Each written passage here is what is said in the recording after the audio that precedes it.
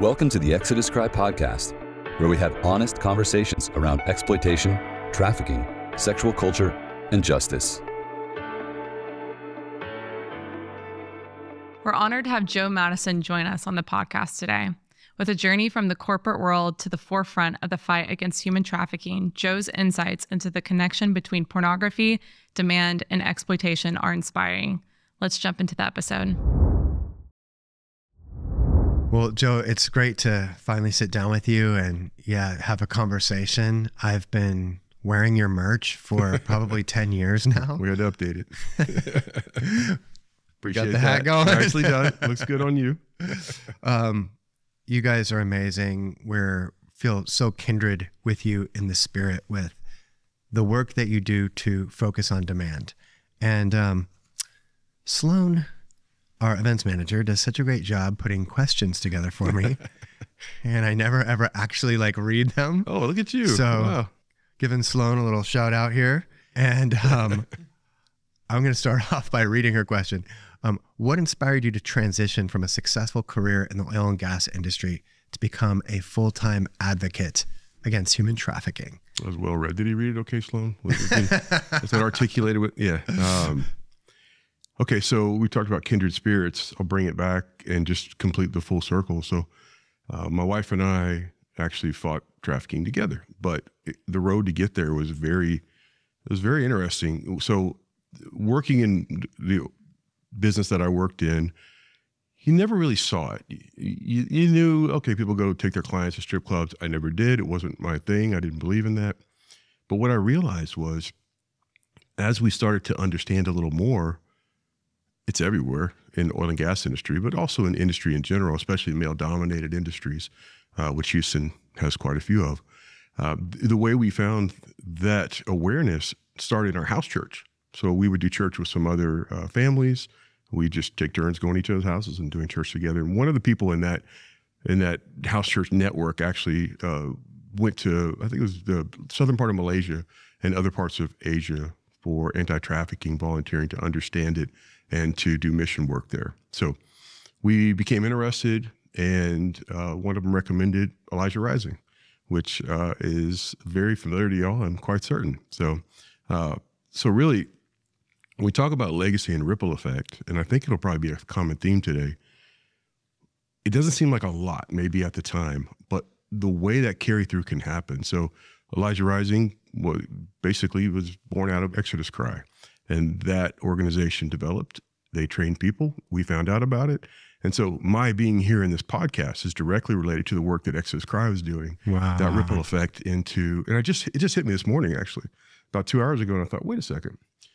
And so being here is one of the things that I think if we stop and really think about how big this problem is, it'll stop you in your tracks. Yeah. But when we realize, though, nothing is bigger than all of us, that's how we ended up here. As corny as that may sound, that's why I'm sitting in this chair. So exoduscry actually started this interview probably 17 years ago, whatever it was. It blew my mind. Wow. Such a full circle moment. Yeah. And so I actually got an email from Elijah Rising because we started volunteering and understanding a little bit more, but we weren't doing much yet. I was working on the biggest contract of our company's year. It was a huge oil and gas contract. And I'm just stressed out. And I get this email. And I click on the link, and it's a 7-minute video of a van tour. And Elijah Rising does van tours throughout Houston, just curbside, just to bring awareness to what's right there in plain sight, the brothels that there are hundreds of in Houston. And it really bothered me. And what I realized was I was dealing with this conflict of saying, that's terrible, somebody should do something. And that lasted for 3 days. God kept tapping me on the shoulder. What are you going to do about it? And it really was that type of uncomfortable confrontation and conflict. And you've heard the quote many times, and probably your viewers have too, but what really crystallized it for me was the final quote with William Wilberforce. And you could say it before I say it. You may choose to look the other way, but you can never again say you didn't know. Yeah. And that just kept rolling and rolling. So I told my wife, I think we should do something. We started volunteering. We became a fighting family. Like my wife and I drove the van tour. We volunteered. My son did as well, my adult son. And that's just sort of been a theme of ours where my son actually works for Demand Disruption now. He got his degree from U of H, lives in Virginia. He handles a lot of he designed our logo, but he develops a lot of the work that we do. And to have that be this thing that we've shared for years, again, comes directly from just saying yes to understanding a little more. And then finally, we were doing house church one day, and I told a friend of mine, look, now that we've been volunteering, we walk into a room, and if there's 100 people, 75 of them are women, 85 of them are women. There just aren't any men in the space of trafficking, and this is going back almost 10 years. And I said, you know, if I wasn't working, I think this would be something that I should be doing. And as oil and gas cycles go, I got laid off 4 weeks later, and he was like, you said it in church. That's your fault. God heard that. What are you going to do about it? And I'll never forget, I told my wife, I think I'm supposed to step away from my career and volunteer. And she did not miss a beat. She's a nurse. She homeschooled our kids, but she was like, well, I'll go back to work full time. And to have that type of agreement, it shouldn't come in the form of a dramatic story. It should be a standard that all men have in their relationships, women have in their relationship with their husbands. And it's what makes it so hard to see the brokenness in the work that we do. That these men, if they had that, it would be a total game changer. So you really locked in on this aspect of the demand side of trafficking. Can you talk a bit about that? Yeah, I actually didn't at first. I volunteered for a year in Houston with different organizations. Back then it was Rescue Houston, which is now Rescue America. There are a number of orgs, and I tried to get an understanding of the landscape. So I was in the brothels. I was talking with, there was a guy who owned a restaurant who knew that traffickers came in, and that's where they parked while their girls were on Bissonnette. And I talked with this guy, and it was really almost a friendly conversation every time, even though he knew exactly what was going on in there. And so gained awareness from the street, gained awareness from interaction with law enforcement, with survivors, with the people who were buying. And then one day we were at a trauma-informed training, and somebody came up to me and said, you need to meet somebody. And so that person was the founder of an organization that was the roots of what demand disruption came from. And my first interaction with buyers was this. It wasn't an interview though. Well, it kind of was. We were in a brothel, an illicit massage business with HPD, county, police, local, state.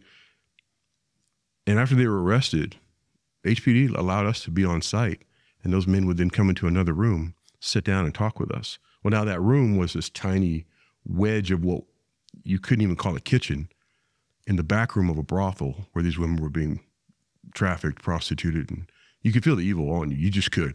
It was there. It was undeniable. And we'd done our little training before, and we talked about what it was going to be. And I said, you know what, we should ask these guys for their phone number and see if they give it to us. And so the first guy comes in, he sits down, I'm all ready with everything I was trained for, and all I thought of was my mom, my sister, my daughter. Like, this guy needs 5 minutes of justice. It is the difference between awareness and understanding. You've probably, I know you've experienced it, but when you talk to somebody, you hear word choice that kind of tells you that, okay, there's some awareness there, but maybe not understanding. That was me. Mm-hmm. I had to gain my understanding of what it is to interact with a buyer from the guy sitting next to me who had been a former buyer his whole life, 30 years, found Christ, found that conflict, because Christ will convict you. And in his faith, that's exactly what happened. Faced it, struggled through it, overcame it, and realized I can't be the only one. And so I didn't say anything. He talked to the first 5 people because my anger and fury was completely eliminated by his empathy and vulnerability. And that was so unexpected. And I remember the first guy he's talking to, I'm kind of looking at him like, we're not on the same page here. Let's give it to this fool. Let's talk to him. Let's tell him what he did wrong, right? And what I saw was the first guy was basically denial. He couldn't wait to get out of there. Because you have to think about this. We've now talked to over 600 men at the point of arrest in handcuffs. I've been saying that number for a while, so it's probably grown more. You better understand that it's a fight or flight moment for these people. They showed up for one thing, and they're getting something completely different. And so we've structured our questions. We've paced our conversation in a way that allows them to come down a little bit and have this conversation. We didn't really know what we were doing the first time we did it.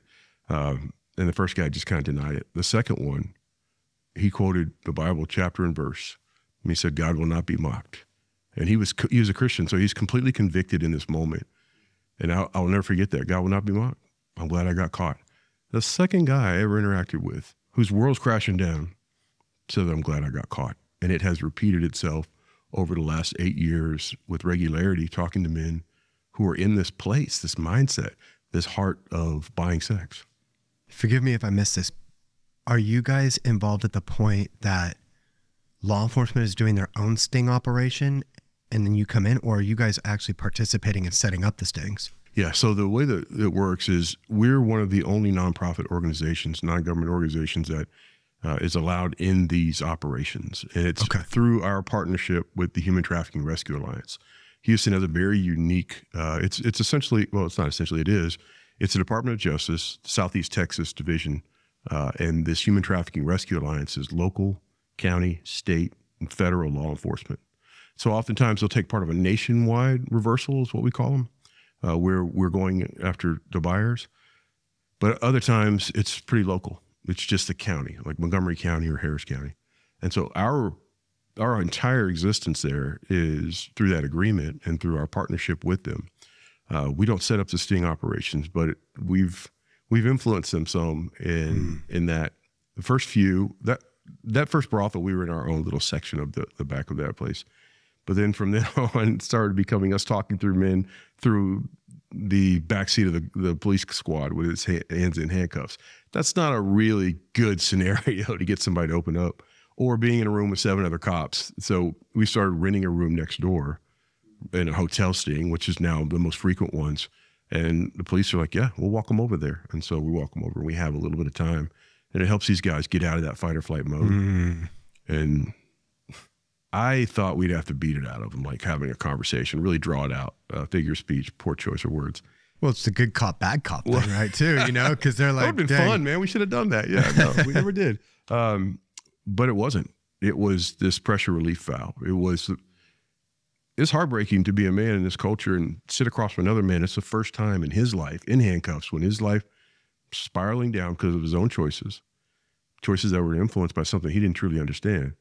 It's heartbreaking to see them have, for the first time, a conversation about their addiction to pornography, their struggle with their own sexual identity, their sexual abuse that they experienced as a child. I mean, these are all things that come out in these conversations. And then just the sheer loneliness that they themselves are citing as one of the reasons they went seeking.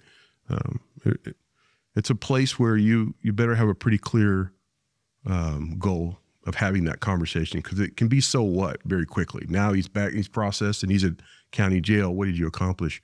Our goal, and I tell this to our volunteers when we call defenders, when we train them, you're going to lead with empathy and vulnerability. We have a script, we train them. Our goal is to get to the second conversation. Take our phone call in 3 days, establish enough of a rapport, meet us for coffee, and then that begins the first very short, brief steps of restoration that a man can experience if he's willing to understand. And a pain point like being arrested and losing everything is something that we want to make sure we honor that, as strange as that sounds, to bring that motivation to start to do the work. So the way it works is like a sting operation will happen. Yeah. The police bring them into a room that's occupied by other police officers, let them know kind of what's happening, like you're under arrest for soliciting sex, whatever. And then how is it communicated to them about you guys and what you do? Yeah, so most of that's right. So a guy goes into a place that has either been converted after it's been shut down, the landlord's working with the police, and they change the facade of it. And so they walk in thinking that they're going to buy sex. They go into a room, they're with an undercover officer, they proposition, they get arrested. Once they're arrested, they get moved to a processing room. And then after they're processed with their information, we're usually in the room. Sometimes we're next door and they'll bring them over. But they will say, these men are not law enforcement. These men are not with county attorney's office. They're here for you. We're going to finish processing you. If you want to talk to them, you can. I love that they keep that option open, because even though they give them that option, they feel pretty obligated in handcuffs, right? And we understand that. But it is the beginning of them making choices. And that's the first thing we tell them. I hate that we're meeting like this today. I really do. And I just want to thank you for sitting down with us just for a little while. that begins this, we're in this together, shoulder to shoulder, not like wagging our finger at them, because they're already feeling the shame and the conviction of everything. So to them, it kind of is that good cop, bad cop dynamic in a way of like. By default, yeah. I mean, because we're there, we're the only ones not processing them or getting their information for a reason of, you know, I'm just trying to put my head in the mind of a person who's in that situation, and just, it probably feels like some kind of relief to just talk to somebody who's not looking like that at them like a criminal. Yeah. And the stages are incredible to see in such a short period of time. We're sitting there. Most of them, we got guys that say, I didn't do anything. I didn't say anything. You know, I didn't do anything wrong. But then you see the ones, you can read them almost immediately, that while they may not spill their guts, they're coming to terms with what is happening. And so my job in that situation is, yes, create a rapport. Accountability is always going to be part of the conversation. There are no, you know, let's hug it out. You made a mistake. Or we don't use those words. In fact, we eliminate the word mistake from any of our conversations. We don't talk about mistakes. We talk about choices. And then we talk about involuntary and voluntary choices, where somebody is in an addiction cycle and they're defaulting to pornography. They're defaulting to buying sex. They're defaulting in a way that they still have the accountability. They still made the choice. But we have to look at what those contributing factors were that led them there. And we can begin that while they're in handcuffs sitting in that chair. So while we are friendly and while we are working with them in a way that is designed to make it a very agreeable conversation, I've got to challenge them sometimes too. I had a guy one time, he comes in and he's just trying to get through the door. The guy's in his 70s. He's got a cane. He's grandfatherly, just really chatty. Hey, okay, no problem. I'm coming. And it was just like, it was strange, but I've seen it before. Not really taking it seriously, but not openly mocking it. Mm-hmm. So he comes in, like, well, when you get to be my age, son, he starts talking like that. So I let him go. He continues talking about it, but he kept using the word hooker and hooker and these hookers.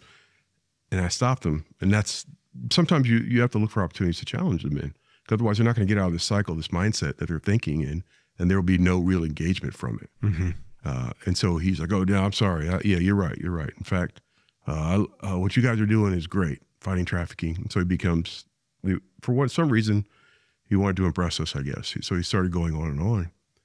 That interview ended with him saying, in fact, my daughter was molested before, and we didn't call the cops. I caught my neighbor. We took him out to the woods, and nobody's seen him since. This is in a conversation with me at this table. And so because we had a separate room, he's talking.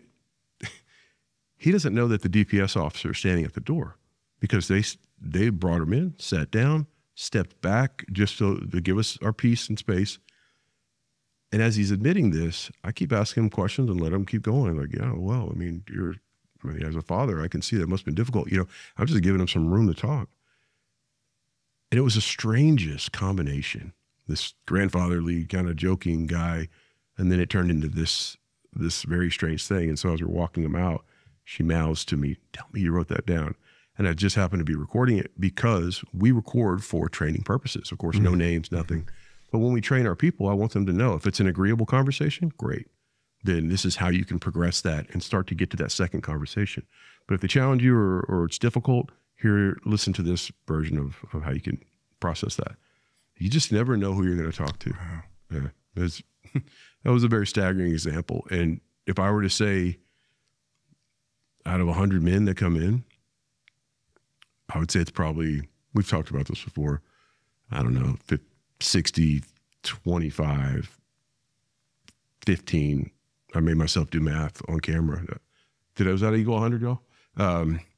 That breakdown is men who are actually willing to talk and want help. The majority of them are. Then there are those that are in this denial stage still, and they just won't come out of it in our interaction. And then there are the monsters. And there are monsters out there. I want to get to that point in just a second about the sort of like the different responses, but I wanted to ask you something about the story you just shared. So in those situations, as people are potentially, well, it sounds like confessing other crimes, at that point, are you working in collaboration with law enforcement so that those crimes will be followed up with? Is there like an immunity there where you... No, we follow, we're not therapists, obviously. We're just having a conversation. But if somebody says they're going to harm themselves or somebody else, we're definitely going to say something. It happens so very, very rarely. I've only had it like 2 or 3 times out of hundreds of men we've talked to. But that's exactly what we did. We turned it over to them, and that case ended up, there was a man that went missing in that neighborhood, and turns out that this guy probably wasn't making it up, and he died before they were able to prosecute him. So he's not in great health. So I only give that. What I don't want to do is prejudice the conversation in a way that sounds like this is a typical Thursday night with a buyer. Right. It really is the extreme, but we see this range. This was a 70-year-old Caucasian male. The person I talked to before that was a 19-year-old person who was the first of his family to go to college in the United States, a Nigerian young man. My heart broke for this guy. And I'm so glad that we got to work with him afterwards, because he was so afraid of the disgrace that was going to come to him. So when we have that range, the one thing that doesn't change, you may have to change the way you conduct the conversation. What never changes is the empathy and vulnerability. You've got to lead with that. It is reciprocated more often than you would think with people who are there buying sex. I want to pick up on kind of where you left off after that story. What are the menu of responses that you see from men after they've been busted? What are all the different ways that men react or respond to their situation? And what do you see happen most commonly? If I were to, again, go back to that 100, we have men who always have this denial. There's always going to be some, I didn't do anything. Mm-hmm. It's a lot less than I would have ever guessed. If I were to put a percentage on it, I'm sure at first they say that while they're in the room with the police, but by the time we're in there and they get to us, maybe a quarter of them, maybe a fifth of them still want us to plead their case for them. And we let them know, look, when I tell you I'm not with law enforcement, I mean it. This is a safe space. We can have this conversation. So it is a pretty vast minority of the men. The majority of the men will hear us out. And even beyond that, if that was the remaining 80%, if we were doing the 80-20 rule, of those 80%, I would probably characterize closer to 55, 60% of them are truly listening. They want to understand. And then we have maybe even a quarter of that that's like, I'm glad I got caught. I want to stop. I'm broken. I'm struggling. You know, all the self-evaluation. And part of our conversation, I think this is important. We're not a faith-based org. One of the main reasons we're not a faith-based org is if somebody's struggling with unwanted sexual behavior, if they've got this issue and they go to your website for help and the first thing they see is a Bible verse, they're not going to follow through with that. It's going to be this, oh, well, no, this is either going to be a condition of me getting help, or they are faced with the shame that they're putting on themselves. That said, when we have a conversation with a man in handcuffs, one of the last questions we ask him is, we know this is important to some of the men we talk to, and so we want to ask you, is there a particular faith that you identify with? And they answer, and it lets us gather this data. Our program's called the Law Enforcement Intervention Partnership. We say leap because we do want to take that leap from that moment to the next conversation. The reason we have the questions structured the way they are is because if you ask the wrong question early, you're not going to get a response that you can take to the bank. You've got to let them ease in, gauge what their conversation's like, and then ask the others. And so we've got really data that crosses, are they married? Do they have kids? Are they a churchgoer or a believer? Things that help us understand what the cross-section of these hundreds and hundreds of men who are buying sex in our conversations. And that we take that and we apply that to our methods of interacting with them, either at the point of arrest or in a church, a men's group. So we've talked a lot about the point of arrest. It's my least favorite part of the work. And it's weird to say I have a favorite in terms of a purpose, because that's all reactive. That's a culmination. I believe in the anti-trafficking community, we've got to get better about really differentiating between trafficking being a result. And as obvious as that sounds, we talk about it as though it's just this thing. No, it's a result. How did we get here? And then how do we work backwards to what initiated that?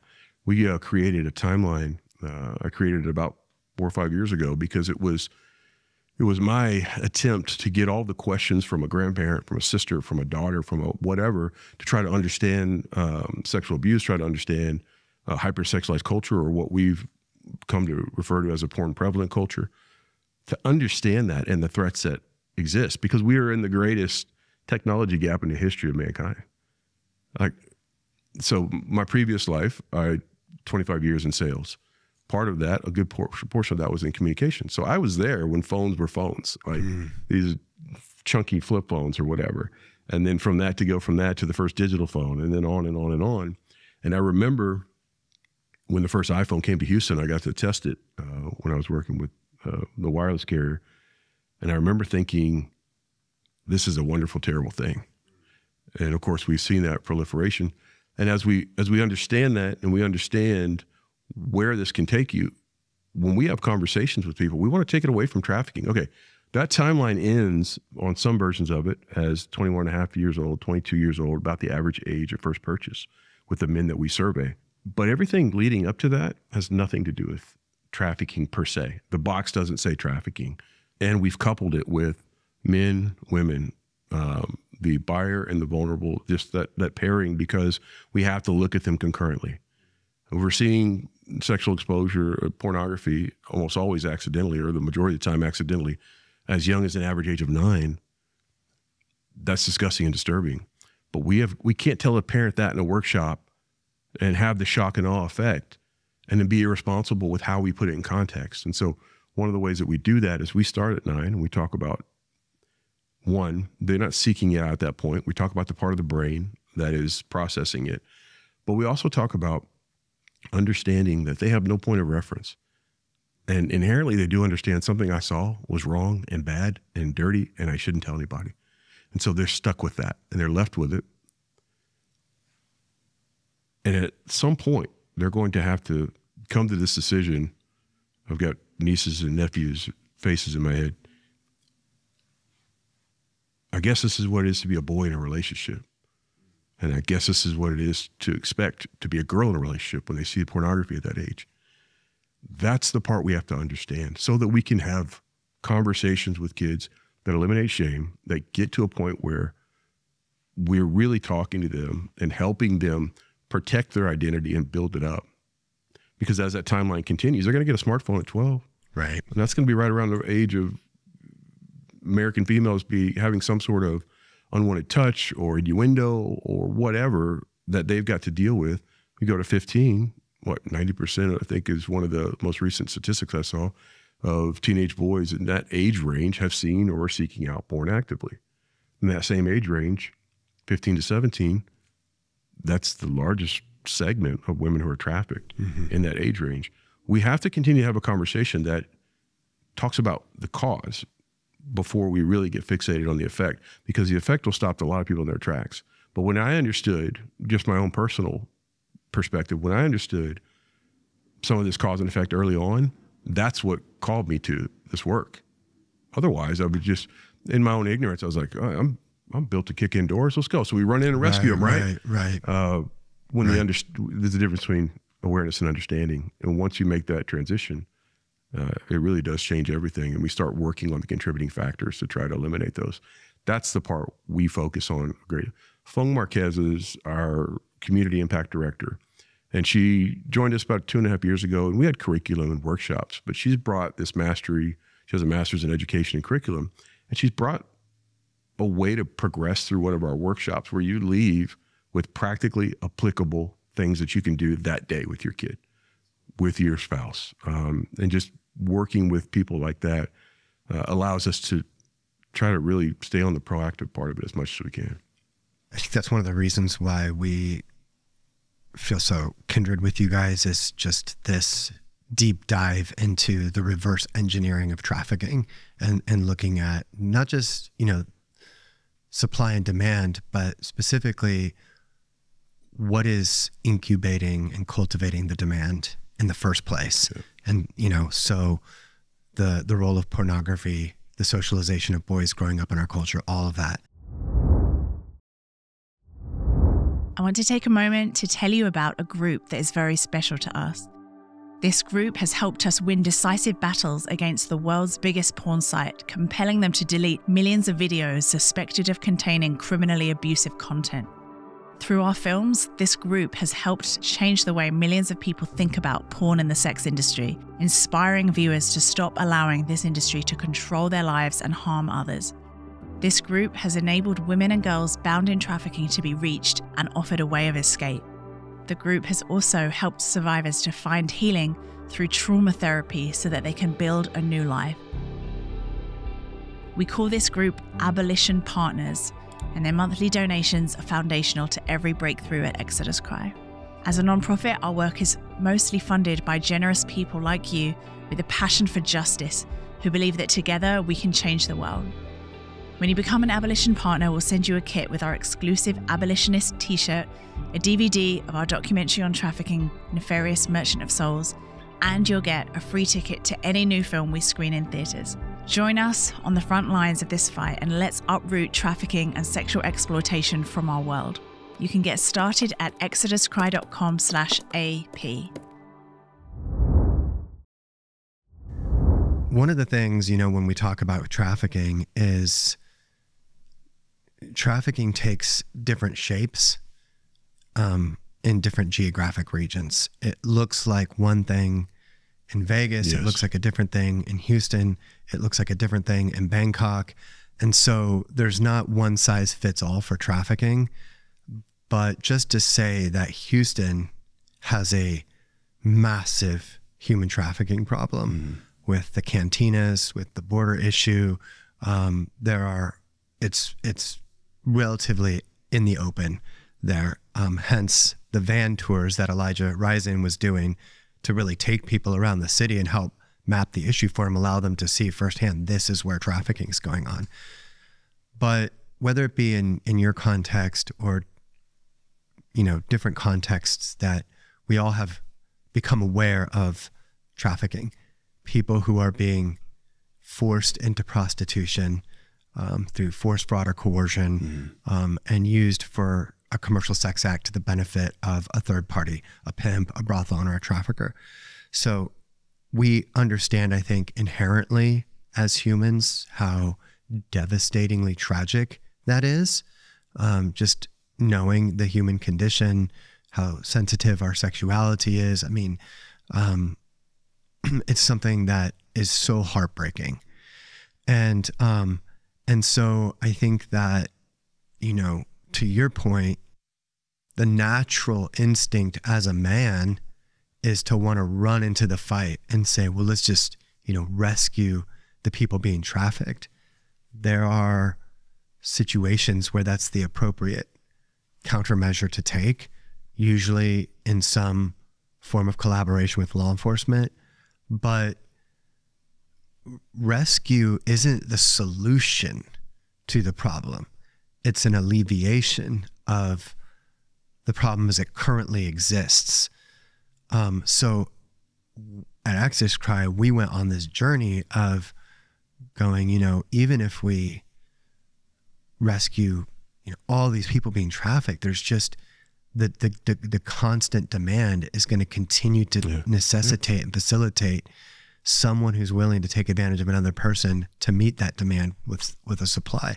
And so we've talked about this on the podcast, but I wanted to frame that for people to once again really to have an accurate way of seeing trafficking, that this truly is a supply and demand issue. I just want to make one other point about that, and then I do have a question coming out of this. But people may say, well, that's so obvious. I remember I was at a press conference. We were doing a big event. There was a press conference. One of the organizations involved, which is, I would say probably one of the most recognizable anti-trafficking organizations, definitely probably the largest or one of the largest anti-trafficking organizations out there. Their PR person contacted me through a mediator and said, could he please not talk about demand? Because, that's a politically sensitive issue.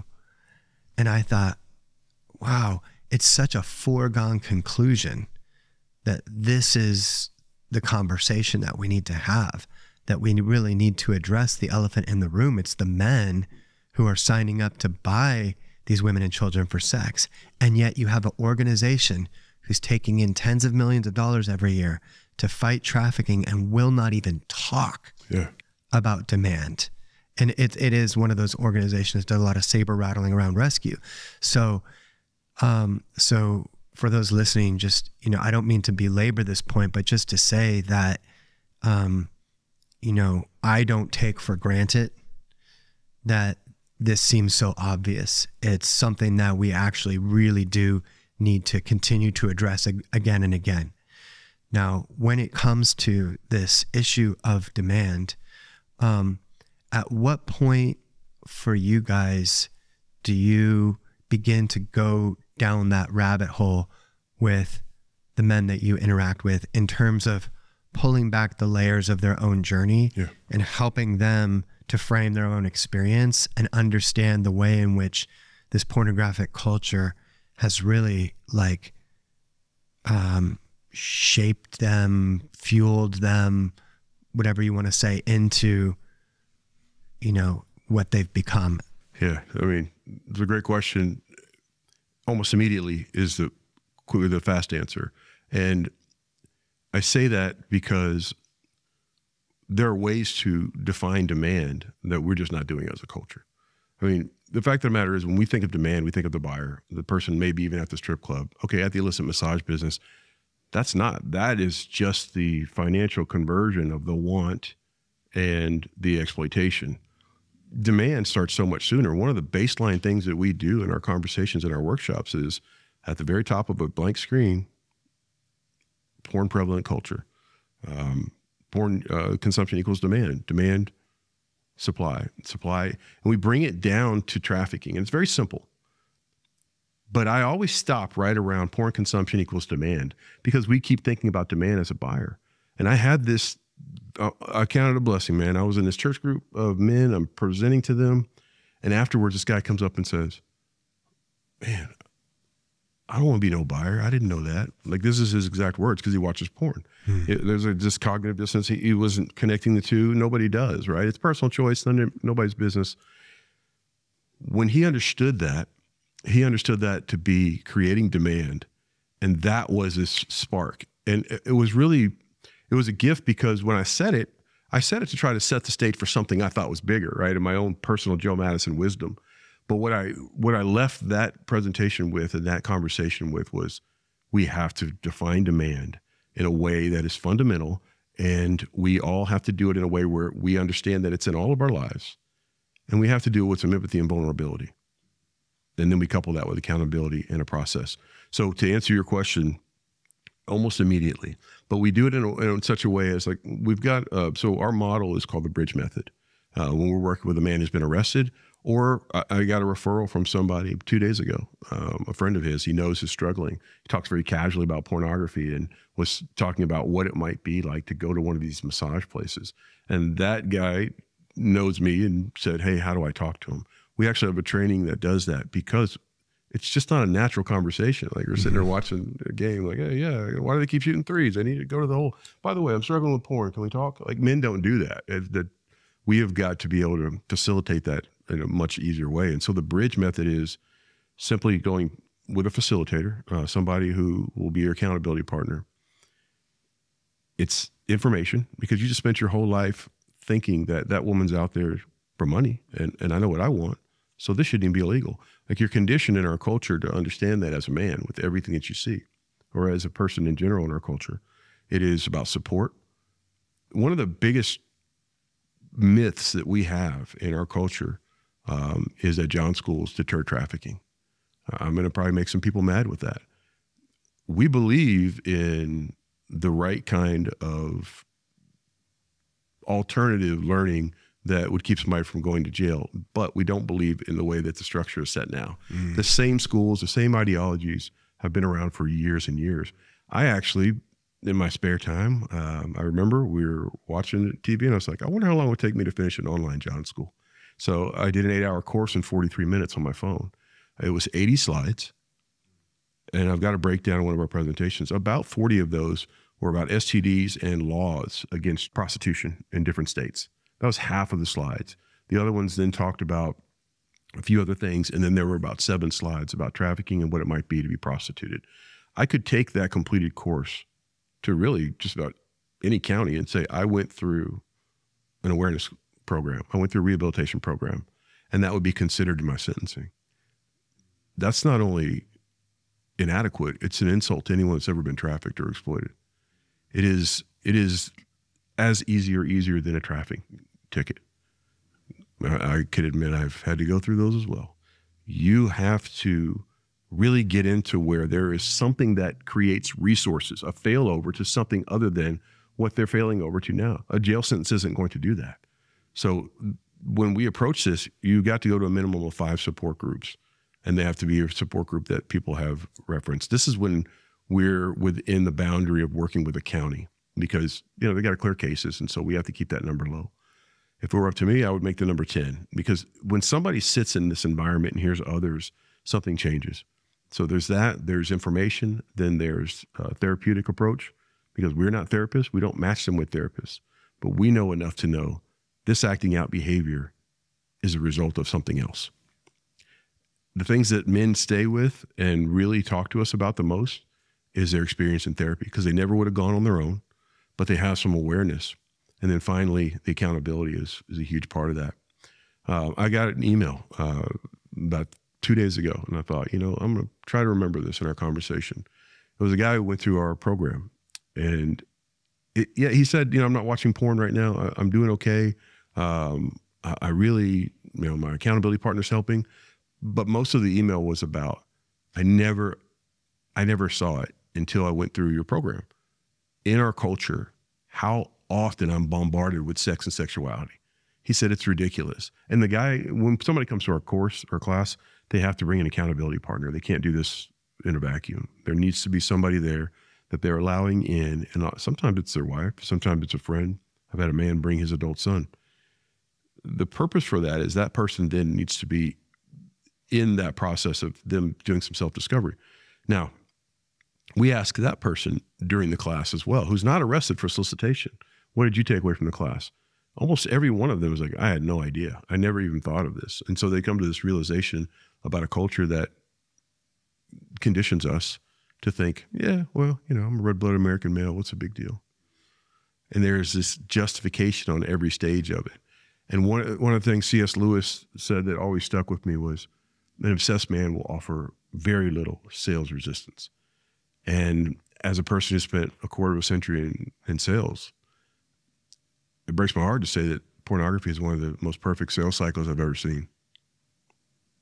It's free, instant gratification. What I'm consuming is laced with something that is going to change my brain, and I don't truly understand that, and I don't give consent to it, but I know I want that thing, and I'm getting it for free. And the pleasure sitting in my brain is okay and fired off, and I'm excited. I have instant access. I can do it in privacy. And when we think about it in those terms, it is very clear that we're not the consumer anymore. We're the ones being consumed. You buy alcohol or cigarettes, I say this all the time, even energy drinks. 12-year-old can buy an energy drink. You look on the side of the can, there's a warning label on all of those, because you're about to consume something that's going to change you, and it's going to have a cause and effect chemically and in your brain, in your body, and you should be an informed consumer if you're going to take that in. And porn doesn't play by those rules. That's great language. We're not a consumer, we're being consumed. Gail Dines talks about pornography as this force that is colonizing a generation. And I think of pornography as this invading alien force, focused on destroying humanity. So it really is such a potent, visceral, aggressive, toxic thing that's just hijacking so many people's lives. I love that this is a conversation format, because when I heard alien and I heard it really, it sat against what I think it is. I think it's almost the opposite of alien, because somebody discovers something and thinks, oh, okay, yeah, now I can have this. This seems like, yes, okay. It seems almost like it was something that was kept from them, or they didn't know they could access, or they found it on accident but were excited by it. And it was too familiar.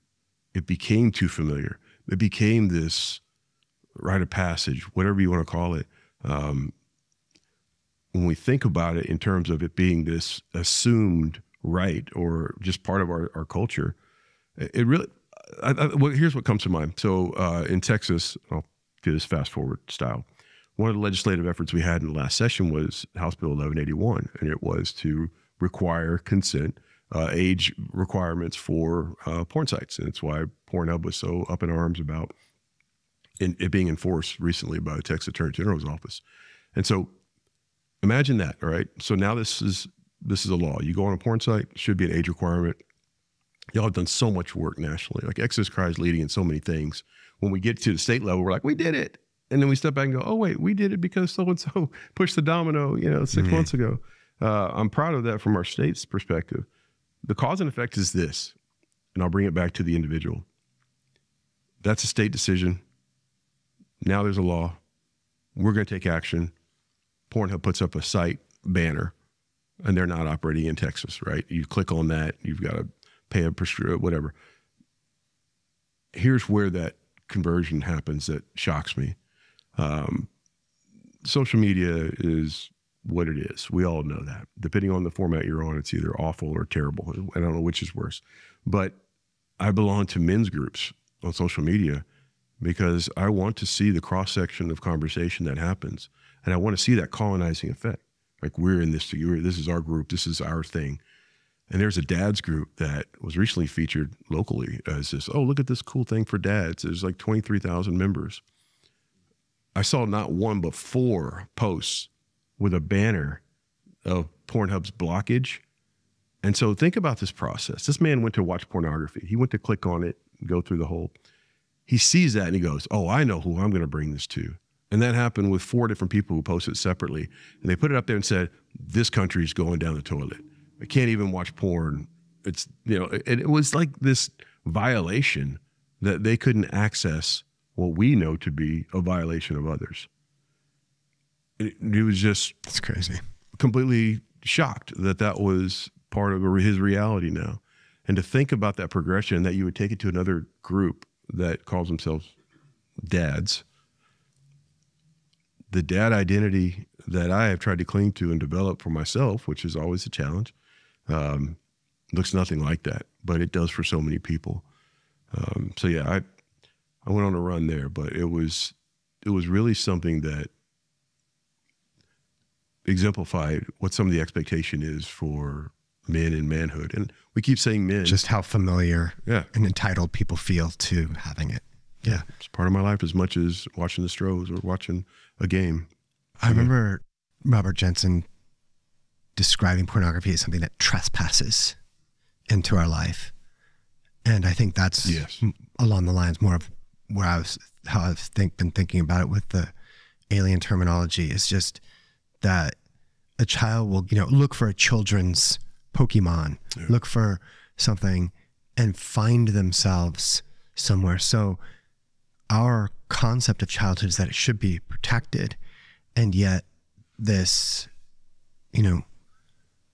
rogue force of infection, perversion is infiltrating that space and disrupting their world. And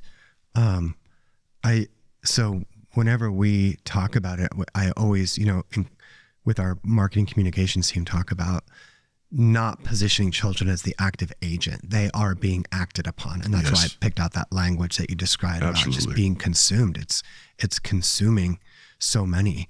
And so I want to get back to the question about just the effectiveness of reducing demand, because ultimately that has a very direct correlation to the amount of trafficking that we see happening and the reduction of trafficking, the elimination of trafficking. So you talked about the John schools being able to sort of summarize an 8-hour school in a matter of minutes and essentially just finding that this isn't enough. Can you elaborate on what you guys are doing specifically that you've seen to be so effective? Yes. Is it the support group concept, the accountability?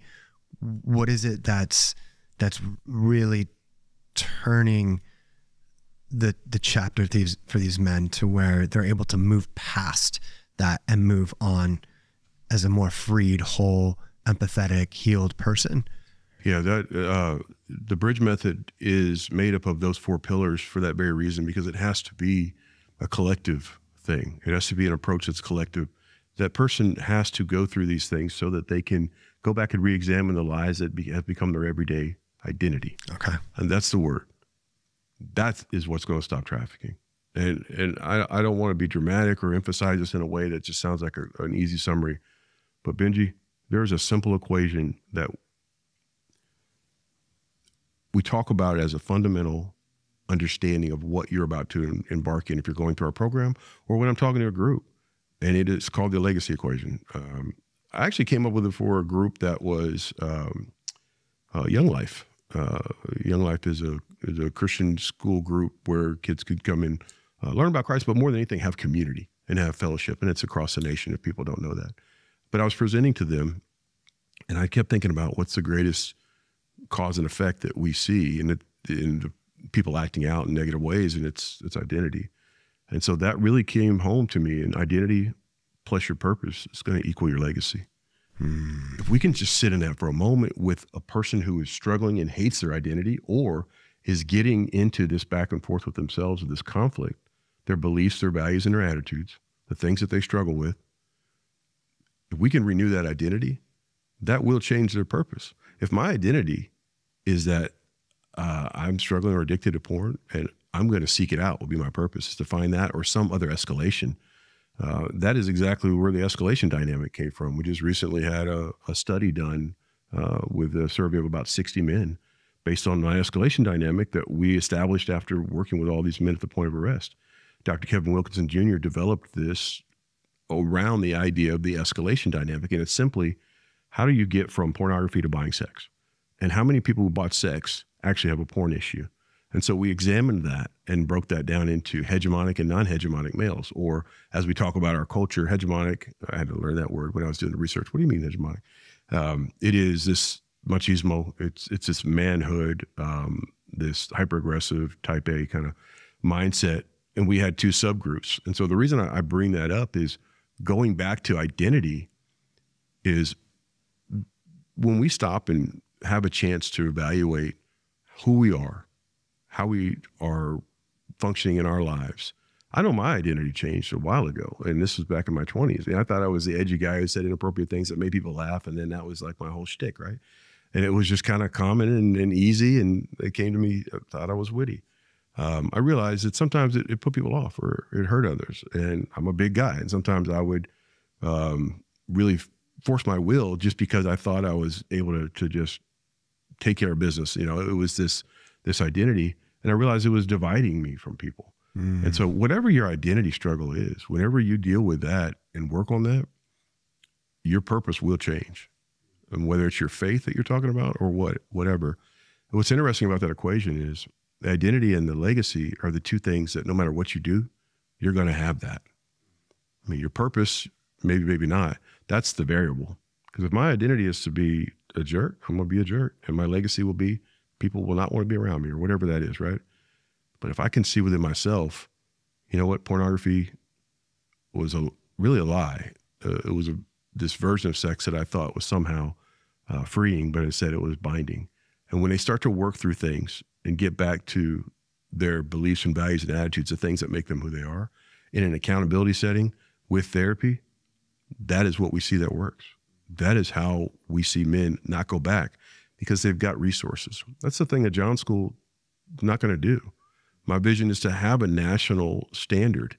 I want to start in Texas. We're writing language now for a bill that becomes law that there are minimum standards of what equals a biorehabilitation program. I don't ever want to hear the word John School again because no matter who you talk to, it's got a stigma to it. If you do a little bit of research, you'll see that they are not taken seriously, and it should not stand in the place of what rehabilitation should be. And rehabilitation requires resources that person can use the rest of their life. When you talk about addressing the lies, what specific lies are these men believing that you address with them? Well, so we're talking about pornography. Very simply, the greatest lie is that these women want to do this. These women are comfortable with their sexuality. Like, this is some pretty basic stuff in general, but I think it's so important to talk about. Strip clubs even.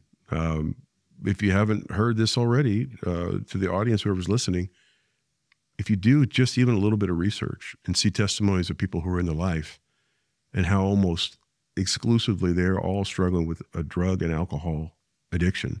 They were abused sexually as a child or as a young person, or at some point somebody said, this is your worth. Well, then you start to examine what the word choices makes. I mean, to say someone has that choice. All of this understanding really, for me, has come from our partnership and relationships with survivors in these lives. So we get to take that perspective that we have never had to live that, we don't have that lived experience. Some of the ones in Houston have just been so incredible. Rhonda Kirkendall is one of them. Kathy Givens, you know, as I go on down the line, Niecy Hamilton, these are people that I talk to, and we embark on projects that are demand focused, but we're not there for the buyer. Man, it's not about that. We want that rehabilitation so that they don't act out negatively, harm others, and fuel trafficking. It's back to the point about we don't need more firemen. We need to shut off the gas. And if we can change a buyer's heart, our mission is exactly that. Change a buyer's motivation, eliminate it, or be a barrier between the buyer and those who are exploited. And it so much of that is right there if organizations will find those survivor leaders that have become overcomers and let them inform the way we see it. I've been doing this a very long time, and so have you. I'm going through a book study right now. It's interesting. I think it was 2 or 3 episodes ago, Unwanted. The author of Unwanted was on your podcast. I have been going through that book now for about 2 weeks with a friend of mine who I didn't even know was a survivor. She was at first a financial supporter of us. And as we see her, you know, have conversations, see her at events, she had questions for us, she finally shared that with us. And I've become great friends with this person. I would not have understood a perspective through that book that she does if I just read it by myself. And here I am with all this experience. And so how we change this comes right back down to how much we put into understanding what are the factors and how do we investigate these lies that men understand. And so when I'm informed by that, I can talk to a man and say, actually, she doesn't want to be there. Or actually, I have a friend of mine who did 50 movies. And in talking with her, she said the contract was never what I agreed to when I got there. And I'd already signed it. I've heard that so many times. It's a standard practice in the industry. Yeah. And here we are consuming that, not understanding the terms under which that product was made. I love what you said about being a buffer between the men who are buying and the women who are being sold. It's really like, you know, I think sometimes we think about the work of fighting trafficking as maybe being more complicated than it is. In a very simple way, what you guys are doing is so profound. It's acting as that very practical buffer to just be a presence in the lives of these men, essentially talking them out of buying the women, you know, and hey, in the process, they get transformed and that's great. Yeah. But it's needed. You guys are sheepdogs. You guys are protectors, defenders. And I'm so, so grateful for your stance and the work that you guys have been doing in this space. Thank you. Yeah, we'd just love to continue to, you know, have more of these conversations and figure out what we can do to work together to keep fighting this. So anything you want to tell our listeners, viewers about you guys' contact information, how people can connect with you? Yeah, one of the advantages of being called Demand Disruption is there's not any others out there. We actually got that name when we formerly were Love People Not Pixels, and when we changed the name, we put it out to our volunteers, and we had about 8 names, and so they chose that. And our tagline is Love, Disrupt, Defend.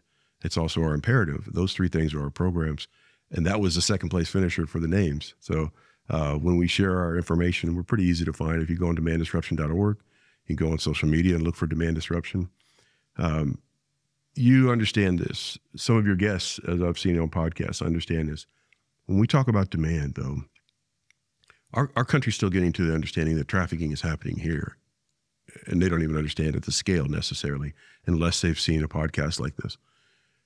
The conversation about demand is still almost in its infancy. As strange as that is, of course, it's got to come from somewhere. And so our biggest challenge is funding. People say, yes, awesome. Somebody should work with the men. Thank you for doing that. They're not reaching for their checkbook because the association in their mind is, well, I'm not going to fund that. They're the problem. Right. Let me support survivors. And absolutely, please do.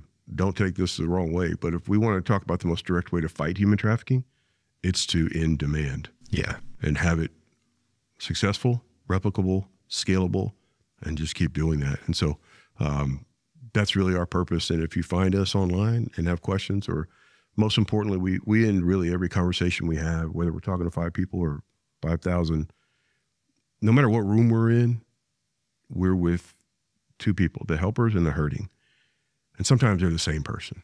So if anybody hears this and is struggling, discreet help, defender at demanddisruption.org.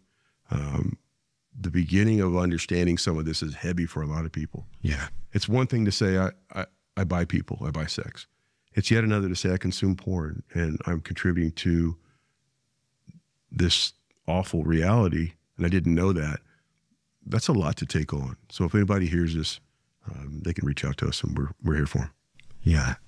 It's especially for people who have grown up and it's the frog boiling and water effect, to where you've grown up in a culture where you don't even realize what's happening until it's too late. Yeah. And then all of a sudden panic sets in. Something that I like to think about in terms of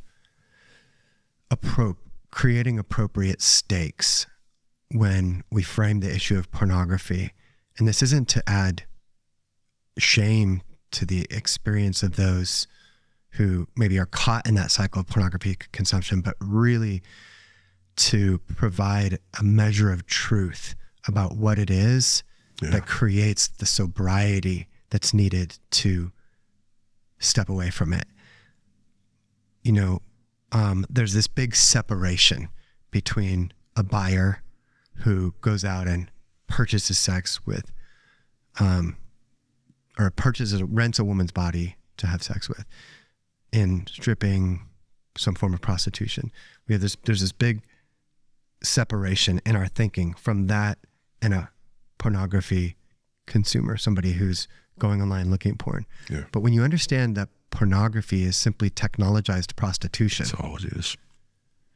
The separation is not all that big. No. It's a very, very thin line.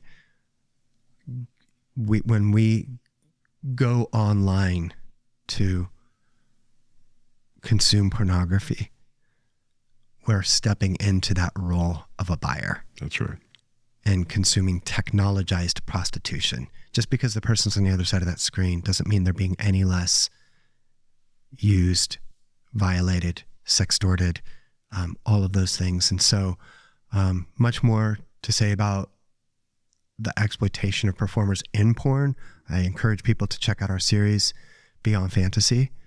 But really grateful for you traveling all the way here to come and sit down and talk with us. No, we're honored to do it. And I hope our supporters will get on board with you guys as well. Demand disruption. Thank you, Joe. Yes. Appreciate you. Thank you, Benji. Yeah. Thank you, everybody. You can check out all our podcast episodes, articles, and films at exoduscry.com and join the daily conversation by following Exodus Cry on all major social platforms.